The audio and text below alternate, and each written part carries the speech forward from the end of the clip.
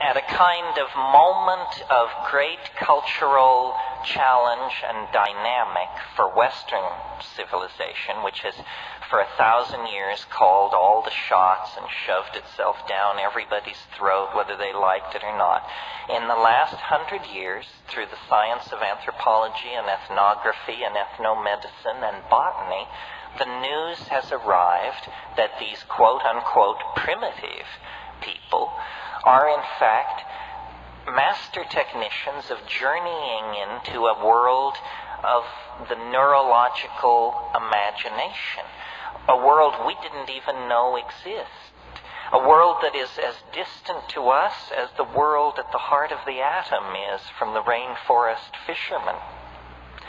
And because our own cultural values seem a little shoddy at this moment, those on the fringes of Western civilization have begun to seek alternatives, begun to look at alternative religions, yoga, tantra, Buddhism, Zen, whatever, alternative approaches to diet, vegetarianism, macrobiotics, so forth and so on, and alternative approaches to authentic experience, which means psychedelics. In the early stage of psychedelic involvement, everyone was sort of flying under the banner of hands-on Freudianism or hands-on Jungianism. You know, we're going to see those archetypes. We're going to confront those sexual repressions. We're going to journey into those traumatic childhood memories. Now, it's understood, I think, that those metaphors were fairly inadequate, and that actually we stand on the brink of an unexplored landscape of planetary size. The world of the High Paleolithic, which is a Gaian world, a world of feeling, not analytical intellectual constructs, but a world of empowered feeling, empathy, and intuitive understanding, an understanding that doesn't arise in a context of Greek logic, but in a context of animal knowing, in the authentic mode of the body. So, just to bring it all around here, the great exhibit which we must always keep in front of ourselves and our critics is the mystery of the human mind and body. No one knows how it is that I can command my hand to make a fist and that it will do that. I mean, that's mind over matter. That's the violation of every scientific principle in the books. And yet it is the most trivial experience any of us have. We expect to command our body. We expect the mental will to order the monkey flesh into action, and it will follow. The body is the nexus of the mystery of life. And our culture takes us out of the body and sells our loyalty into political systems, into religions, into inanimate objects and machines, collections, so forth and so on. The felt experience of the body is what the psychedelics are handing back to us. That's why it's called escape, because it's escape from HBO, from walking the mall, from seeing what's on the tube, from consuming trash media. It's escape from all of that into the authenticity of the body. This is why sexuality is so edgy in this society. They'd make it illegal if they but could figure out how. It's the one drug they can't tear from our grip, and so they lay a guilt trip about it.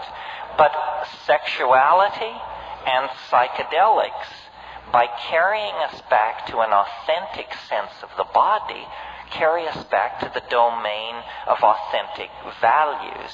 And more, the message that people are getting as they avail themselves of the psychedelic experience is that it is not a journey into the human unconscious, or into the ghost bardos of our chaotic civilization.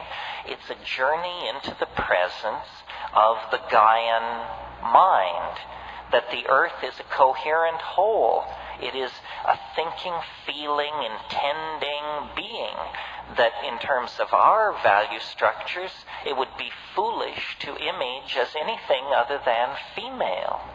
And when cultural values, created by male dominance and science and linearity and so forth and so on, when those values are dissolved, what is waiting there is this incredibly poignant experience of matrix, what James Joyce called the mama matrix most mysterious, nothing more than our bodies and the earth out of which our bodies came.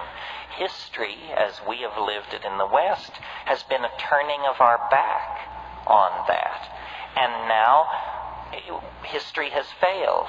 Western cultural institutions, having become global cultural institutions, now show themselves to be adequate to inspire, lead, or carry anyone into a future worth living in. At this moment, then, this reconnecting to the Gaian mind becomes a kind of moral imperative. So this whole drug issue is not an issue even about criminal syndicates or about untaxed billions or about the mental health of our youth or any of that malarkey. I mean, my God, the most destructive drugs known to the species are peddled on every street corner without restriction. The real issue is what kind of mental worlds shall people inhabit? What kinds of hope shall be permitted? What kind of value systems shall be allowed? And the value systems that aggrandize the possession of things, the tearing up of the earth, competition, classism, racism, sexism, have led us to the brink of catastrophe. Now, I think we have to abandon Western cultural values and return to the deeper wisdom of the body in connection with the plants. That's the seamless web that leads us back into the heart of nature. And if we can do this, then this very narrow neck of cultural crisis can be navigated. Very little of the past can be saved.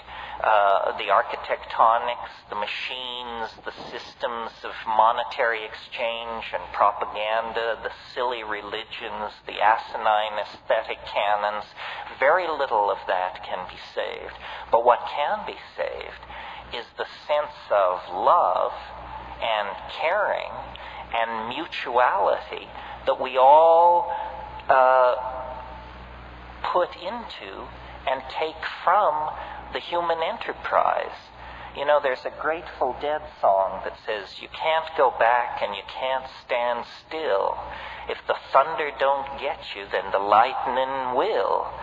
And we now hold, through the possession of these psychedelics, catalysts for the human imagination of sufficient power that if we use them, we can deconstruct the lethal vehicle that is carrying us toward the brink of apocalypse. We can deconstruct that vehicle and redesign it into a kind of starship that would carry us and our children out into the broad, starry galaxy we know to be waiting us. But it's a cultural test. Nature is pitiless. Intelligence is a grand experiment upon which a great deal has been risked. But if it proves inadequate, nature will cover it over with the same kind of cool impunity that she covered over the dinosaurs and the trilobites and the crossopterygian fishes and all those other folks who came before.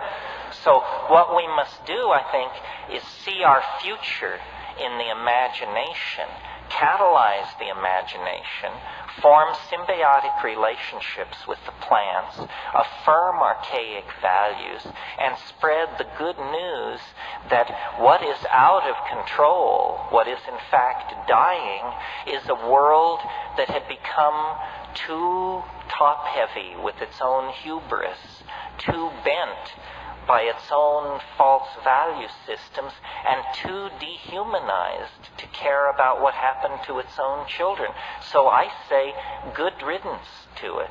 Bring on the archaic revival, and let's create a new world. And that's it. And